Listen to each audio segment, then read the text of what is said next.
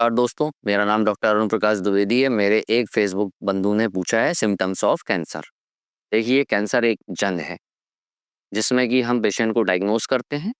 Diagnose करने के बाद उसका 3 मॉडलिटी से ट्रीटमेंट करते हैं। कई बार मेरे फेसबुक बंधु ये भी बोलते हैं कि कैंसर लाइलाज है और इसमें मृत्यु तय है। देखिए, एज़ अ कैंसर एक्सपर्ट, चाहे वो कोई भी डॉक्टर हो, हम लोग अपना बेस्ट देते हैं। चाहे वो कीमोथेरेपिस्ट हो, रेडियोथेरेपिस्ट हो, चाहे वो सर्जन हो। आप किस स्टेज पे आते हैं उस पे भी निर्भर करता है, आपकी बॉडी किस तरीके से फाइट करती है उस पे निर्भर करता है, और ट्रीटमेंट मॉडलिटी कितनी रेगुलर और कितने अच्छे से ली गई है उस पे भी निर्भर करता है। साथ में दोस्तों, हमें कुछ बेसिक सिम्पटम्स पता होने चाहिए जिससे कि हम किसी भी कैंसर को अर्ली स्टेज में पकड़ें। जब आप अर्ली स्टेज पे पकड़ोगे तो रिजल्ट फार बेटर है।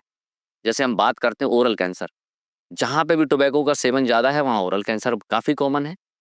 तो ओरल कैंसर में एक सिंपल टॉर्च टेस्ट से हम पता लगा सकते हैं कि ये स्टेज 1 है, स्टेज 2 की तरफ इशारा कर रहा है, सीटी स्कैन करा के और अच्छे से बता सकते हैं। सिमिलरली ब्रेस्ट में यदि कोई लंप है तो हम अपने पेशेंट्स या हम अपनी जो भी हमारी बहनें होती हैं, हम उनको एक्सपर्ट एग्जामिनेशन करके पता कर सकते हैं कोई लंप तो नहीं है। साथ में एक मेमोग्राफी एडिशनल जांच करा के हम और अच्छे से उस चीज़ को पकड़ सकते हैं। इसी के तरीके से जो पित्त की थैली का कैंसर है, एक सिंपल अल्ट्रासाउंड टेस्ट आपको बहुत ज़्यादा जानकारी दे सकता है।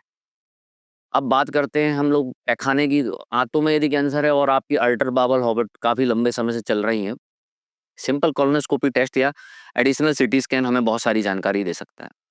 अब हम बात करते हैं फूड पाइप की, तो फूड पाइप में यदि खाना अटक रहा है, लंबे समय से अटक रहा है, खाने-पीने में दिक्कत हो रही है, तो आप एक एंडोस्कोपी की जाँच से बहुत सारी जानकारी ले सकते हैं सीटी स्कैन के साथ में।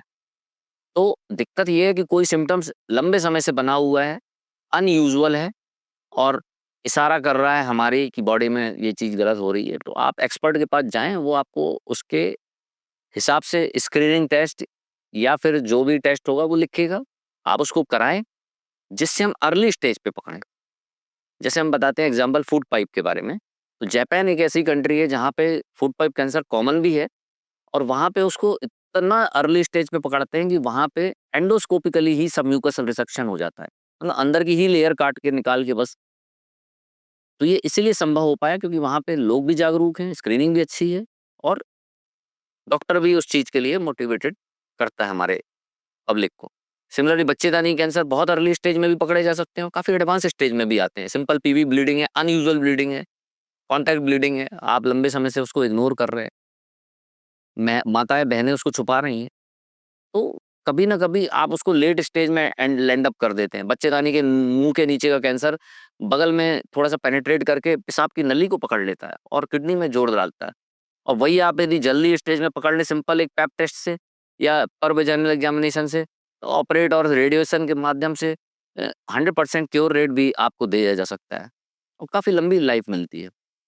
बात करें ओवेरियन लंप की, तो ओवेरियन लंप यूजुअली कोई एब्डोमिनल डिस्कम्फर्ट के साथ में पेशेंट आते हैं। अल्ट्रासाउंड से हम लोग पकड़ सकते हैं अर्ली स्टेज पे।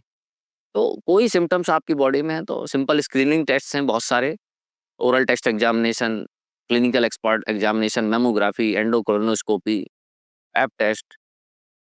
तो इनको हम लोग इंक्लूड करें अपनी स्क्रीनिंग में भी, स्पेशली 40-50 के बाद तो वेस्टर्न कंट्री में सभी में इंक्लूडेड होता है। तो हम लोग भी इसको जागरूकता के साथ काम करें। धन्यवाद। यदि आपको भी ये लक्षण महसूस हो तो जल्द से जल्द नीचे दिए हुए नंबरों पर संपर्क करें।